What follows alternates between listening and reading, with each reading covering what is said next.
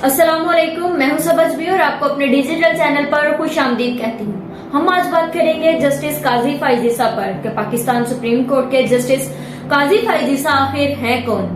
Supreme court of Pakistan के जज justice काजी फाइज ईसा तहरीक पाकिस्तान के सरगर्म रुकन काजी मोहम्मद ईसा के साहबजादे हैं। इनके वालिद का शुमार बानी पाकिस्तान कायदे आजम मोहम्मद अली जिन्ना के करीबी साथियों में होता था।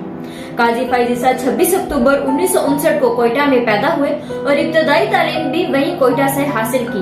बाद में कराची ग्रामर स्कूल से ओ लेवल करने के बाद वो कानून की तालीम हासिल करने के लिए लंदन चले गए, जहां से इन्होंने 1985 में वापस आए और बलोचिस्तान हाई कोर्ट के वकील के तौर पर अपने कैरियर का आगाज किया। बतौर वकील तकरीबन 27 साल मुल्क के मुख्तलिफ अदालतों में पेश होते रहे। बलोचिस्तान हाई कोर्ट में बतौर जज तैनात से कबल वो अंग्रेजी अखबारात में आइनों, कानून, तारीख और माहौलियात पर तज्जियाती आर्टिकल्स भी लिखते रहे। इसके अलावा mass media laws and regulations के मुश्तरका मुसन्निफ, बलोचिस्तान केस एंड डिमांड के भी लिखारी हैं। इन्होंने नवंबर 2007 में साबिक सदर परवेज मुशर्रफ की जानिब से लगाई गई एमरजेंसी और अबूरी आइन के हुक्म के तहत जजेस के हल्फ लेने की मुखालफत भी की थी।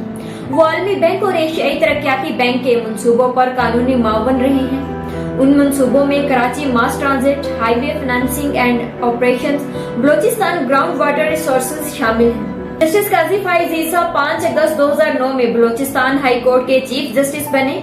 इन्होंने 5 सितंबर 2014 में सुप्रीम कोर्ट के जज मुकर्रर किया गया। इनके अपने कैरियर में एज अ जस्टिस बहुत से अहम फैसले भी किए थे। हाई कोर्ट में तैनाती से लेकर सुप्रीम कोर्ट तक इन्हें कई बार वुकला बरादरी और अदारों की मुखालफत का सामना भी करना पड़ा।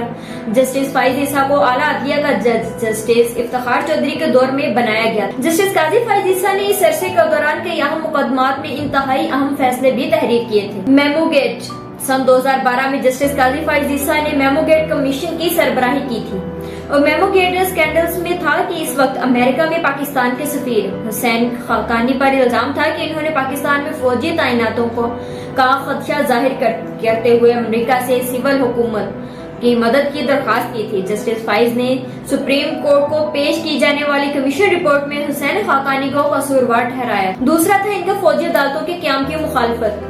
काजी फाइज ईसा ने सुप्रीम कोर्ट के फुल कोर्ट ने जब 2015 में चीफ जस्टिस नासिर अल मलिक की सरबराही में फौजी अदालतों के क्याम के हक में फैसला दिया तो जस्टिस काजी फाइज ईसा ने इन 6 जजेस में से शामिल थे जिन्होंने फौजी अदालतों की मुखालफत की। इन जजों का मौक़िफ़ था कि अदालतों का क़याम अदलिया की आज़ादी और बुनियादी इंसानी हकूक़ की खिलाफ वर्जी है। ताहम मुस्लिम लीग नून के हुकूमत ने इस फैसले को कौम की फतह करार दिया था और कहा था कि इन अदालतों की मदद से दहशतगर्दी का खात्मा किया जाएगा। उसके बाद है जी कोयटा खुदकुश धमाका। इंक्वायरी कमीशन 8 अगस्त 2016 में कोयटा में होने वाले खुदकुश धमाके के बाद इसके हकायक जानने के लिए एक इंक्वायरी कमीशन बनाया गया था जिसकी सरबराही भी जस्टिस काजी फाइज ईसा ने की थी। इंक्वायरी कमीशन ने अपनी रिपोर्ट में खुदकुश धमाके को हुकूमत की गफलत करार दिया था। इंक्वायरी कमीशन ने अपनी रिपोर्ट में हुकूमत को मुतनबा किया कि क्या मुल्क में दहशतगर्दी के खात्मे के लिए कलअदम तंजीमों के खिलाफ सख्त कार्रवाई की जरूरी है। जस्टिस काजी फाइज ईसा सुप्रीम कोर्ट के इस 3 रुकनी बेंच का भी हिस्सा रहे थे जिसने दिसंबर 2017 में साबिक वजीर आजम नवाज शरीफ और शहबाज शरीफ के खिलाफ नैब की अपील को मुस्तरद कर दिया। नैब ने हदीबा पेपर मिल्स केस में लाहौर कोर्ट के फैसले के खिलाफ सुप्रीम कोर्ट से रुजू किया था। सुप्रीम कोर्ट ने अपने फैसले में शरीफ खानदान को 1 अरब 20 करोड़ रुपए की करप्शन के इल्जाम से बरी कर दिया था। इनका काजी फाइज ईसा का सबसे जो अहम केस था वो फैजाबाद धरना केस था। इन्होंने जस्टिस काजी फाइज ईसा फैजाबाद धरने केस में एक अहम फैसला भी तहरीर किया था जो बहुत सी ताकतवर कुव्वतों को नागवार गुजरा था। फरवरी 2017 में वफाकी दारुल हुकूमत इस्लामाबाद के दाखिली इलाके फैजाबाद में मजहबी तंजीम तहरीक लब्बैक पाकिस्तान के धरने से अवाम को दरपेश मुश्किलात पर सुप्रीम कोर्ट ने अज खुद नोटिस लिया था, जिसके बाद तकरीबन 1.5 साल केस की समाअत के बाद जस्टिस मशीर आलम और जस्टिस काजी फाइज ईसा ने एक अज खुद नोटिस लिया था और इसका फैसला तहरीर किया था। इस फैसले में सुप्रीम कोर्ट ने हुकूमत वक्त के अलावा पाकिस्तान की खुफिया एजेंसी ISI और पाकिस्तान मीडिया रेगुलेटरी अथॉरिटी के धरने में खिलाफ कानून किरदार पर सख्त नाराजगी का इजहार किया था। फैसले में हुक्म दिया गया था कि सूबाई और वफाकी हुकूमतें नफरत, इंतहा पसंदी और दहशत गर्दी का प्रचार करने वालों के खिलाफ आह्नी हाथों से निपटे और इनके खिलाफ सख्त कार्रवाई करें। फैसले में चीफ जस्टिस आर्मी स्टाफ को हुक्म दिया गया था कि वो अपने मोहतात अहलकारों के खिलाफ सख्त कार्रवाई करें जिन्होंने अपने हल्फ की खिलाफ वर्जी करते हुए सियासी अमूर में मुदाखलत की। फैसले में ये भी कहा गया था कि ये तासर नहीं जाना चाहिए कि फौज किसी एक जमात, सियासतदान या तंजीम को सपोर्ट कर रही है।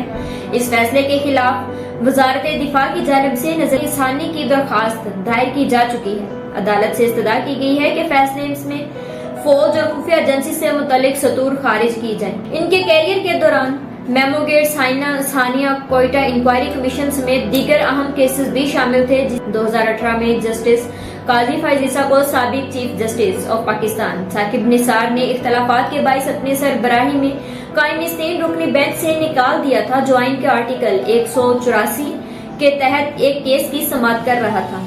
इस आर्टिकल के तहत सुप्रीम कोर्ट इन दरखास्तों की समाअत की मजाज है जो अवामी नौयत की हो और इसमें बुनियादी इंसानी हकूक का मामला भी दरपेश हो। जस्टिस काजी फैज ईसा ने चीफ जस्टिस के इस इकदाम पर इखलाकी नोट तहरीर करते हुए बेंच दोबारा तश्कील देने के फैसले पर को अदालत और अदालती निजाम के लिए बुरा शुगन करार दिया था। आज खुद नोटिस पर भी इन्होंने एतराज किया था।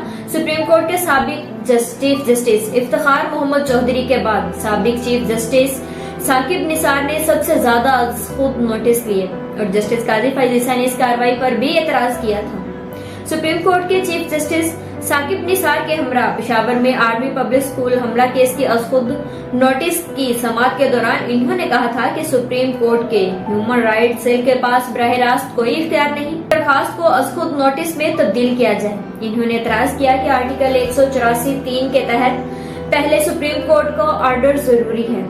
इसी समाअत के दौरान चीफ जस्टिस साकिब निसार ने अचानक अदालत बर्खास्त कर दी थी और कुछ देर बाद अदालत दोबारा लगी तो इस बेंच में जस्टिस काजी फैज ईसा शामिल नहीं थे और तब से अब तक कोई भी आर्टिकल 184 के तहत जो भी आईनी और कानूनी केस की समाअत होती थी तो उसमें काजी फैज ईसा को बेंच का हिस्सा नहीं बनाया जाता और उसके बाद का हल्फ उठाएंगे तो उसके बाद काजी फैज ईसा को जो सबसे अहम चैलेंजेस का सामना करना होगा, इनमें सबसे बड़ा और अहम तरीन चैलेंज मुल्क में इंतखाबात का इनेकाद करवाना है, क्योंकि इस सिलसिले में घूम फिर कर मामला सुप्रीम कोर्ट के सामने ही आएंगे। एक तरफ इलेक्शन की जानिब से नई हल्का बंदियों के बाईस इलेक्शन का इनेकाद 90 रोज में करवाना नामुमकिन दिखाई दे रहा है, तो दूसरी जानिब सियासी जमातों की जानिब से इलेक्शन की जल्द तारीख का प्रेशर और सदर की जानिब से लिखे गए खत ने भी नए सवालात को जन्म दिया है। इसी तरह पंजाब इंतखाबात की तारीख के हवाले से नजरसानी पर सुप्रीम कोर्ट में दरखास्त भी दायर है।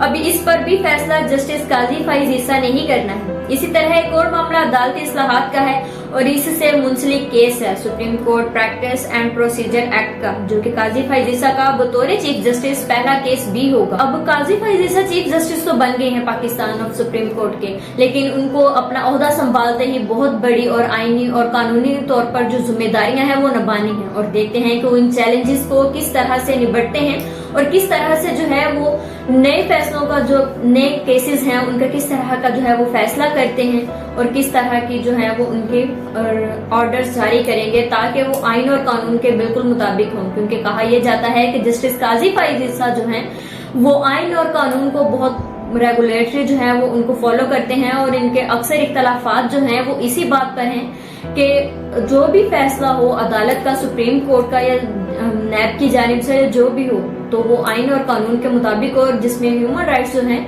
वो मुतासिर ना हो। तो ये काजी फैज ईसा के लिए काफी टफ टाइम और चैलेंजेस हो सकता है कि जब अब वो एक ऐसे हालात में है कि मुल्क भी मुस्तहकम नहीं है सियासी मुआशी तौर पर भी, तो वो उसमें अपना किस तरह का किरदार जो है वो अदा करते हैं। अब तक के लिए इतना ही, मुझे इजाजत दीजिए और चैनल को सब्सक्राइब करना मत भूलिएगा। अल्लाह हाफिज।